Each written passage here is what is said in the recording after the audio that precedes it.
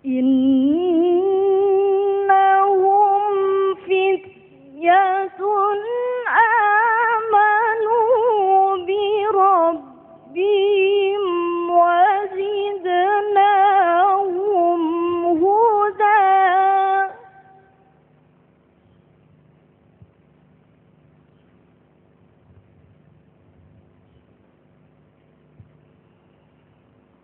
وربطنا على قلوبهم إذ قاموا فقالوا ربنا رب السماوات والأرض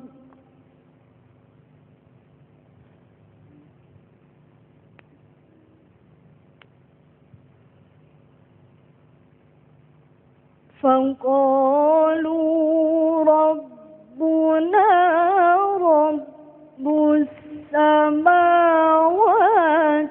والأرض لن ندعو من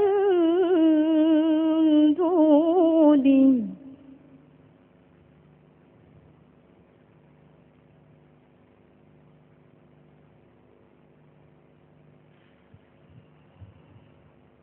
لن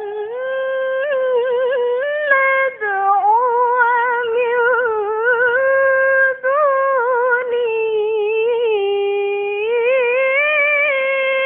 إلها لقد قلنا إذا شططا.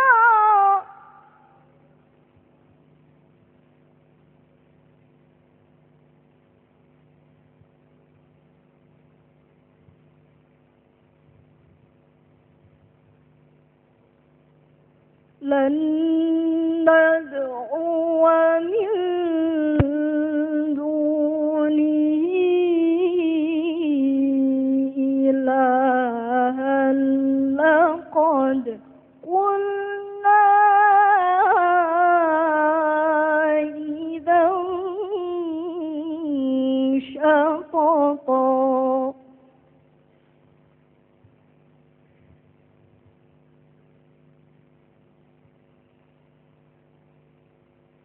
لن ندعو من دونه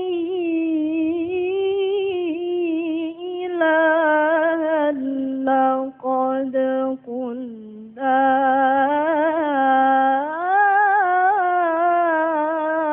إذا شططا. صدق الله العظيم.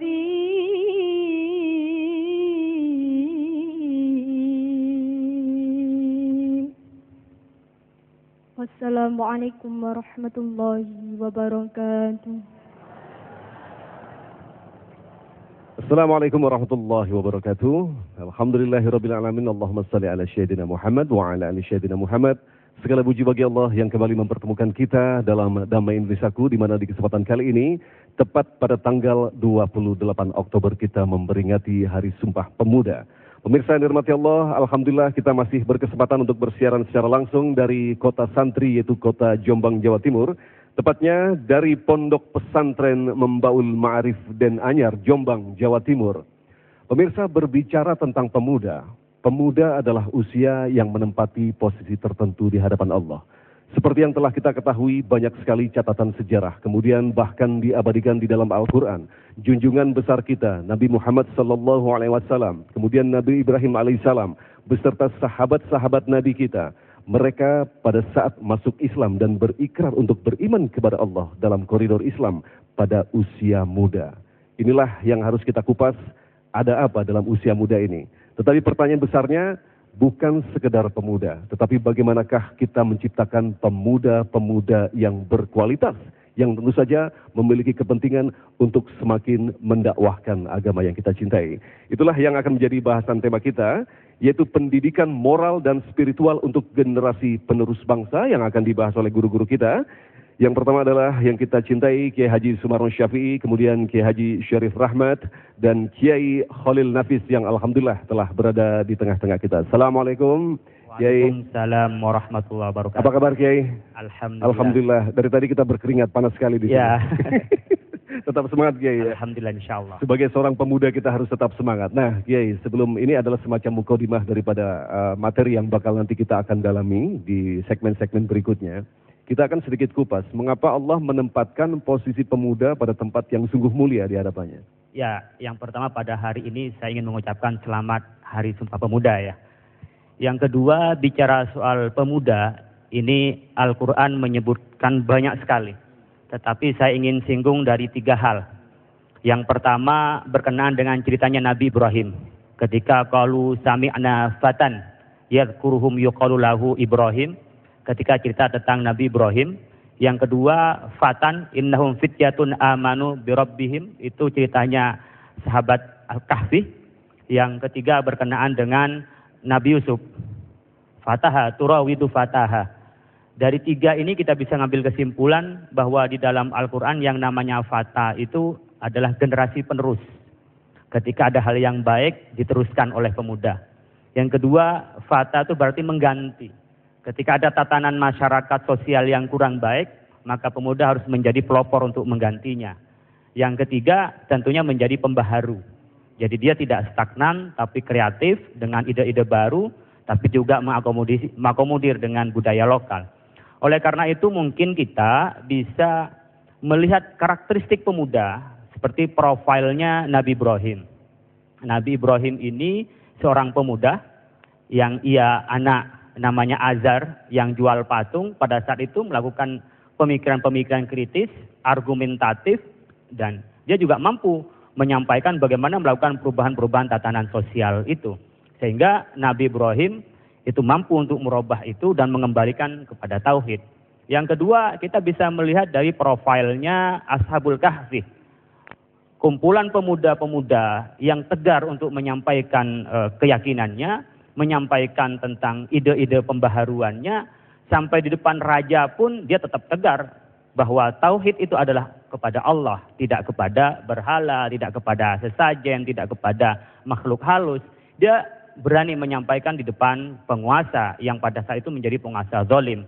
Sampai dia harus pergi dan harus tidur di gua selama 390 tahun ya. Ini profilnya Ashabul Kahfi. Yang ketiga kita bisa mengambil dari profilnya Nabi Musa. Nabi Musa itu terkenal sebagai pemuda yang ulet, pemuda yang pantang mundur, dia harus kekeh untuk memperjuangkan perjuangannya. Oleh karena itu dari 3 profil ini maka tidak lepas seorang pemuda itu jangan sampai menjadi orang yang putus asa. Ia harus teguh, dia harus tegar, pasti setiap memperjuangkan kebaikan itu pasti ada kendala-kendala. Oleh karena itu kendala-kendala itu bagian untuk memperbanyak pahala. Kendala-kendala itu bagian dari bagaimana kita bisa menyampaikan dan bisa memperbanyak dari kerja-kerja kreatif kita. Yang kedua, ada kepeloporan yang diangkat dari iman yang kuat. Uswatun hasanah. Jadi dia ada kepeloporan, tidak sekedar bicara, tetapi ada langkah-langkah strategis yang harus dilaksanakan sehingga mampu merealisasikan ide-ide besarnya itu. Itu yang nanti akan coba kita dalami bersama bahwa memang benar Rasulullah kemudian nabi-nabi terdahulu memang diberikan potensi untuk menjadi seorang nabi. Tetapi jangan khawatir, kita pun diberikan potensi ilahiyah dalam diri kita. Artinya kita mampu untuk melakukan perubahan-perubahan. Nah, perubahan seperti apakah yang nantinya akan menghasilkan pemuda-pemuda yang memiliki mental dan spiritual Islami? Itu yang akan kita dalami pada segmentasi selanjutnya, tentunya masih bersama kami, Damai Indonesiaku.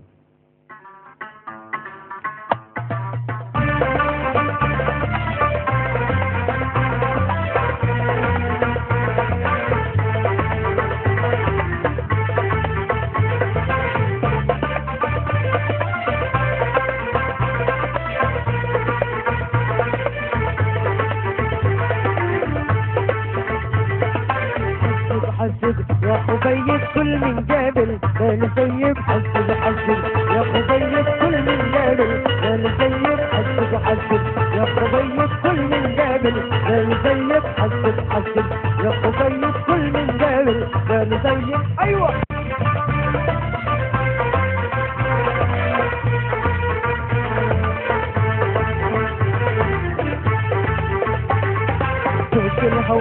قلت مني تطعم حالي وطيب فيك الهوى قلت مني تطعم حالي وطيب فيك الهوى قلت مني تطعم حالي وطيب حسب حسب يا طيب كل من جابل بالي طيب حسب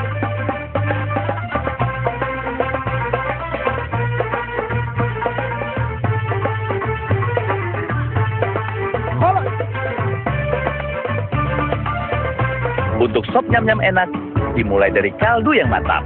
Dibandingkan yang lainnya, kaldu Royco lebih mantap. Lihat warnanya, sop ayam jadi nyam-nyam enak. Nyam-nyam. Untuk sop, harus semantap kaldunya Royco. Tiap rasa itu indah. Jangan lewatkan tiap detik di dalamnya.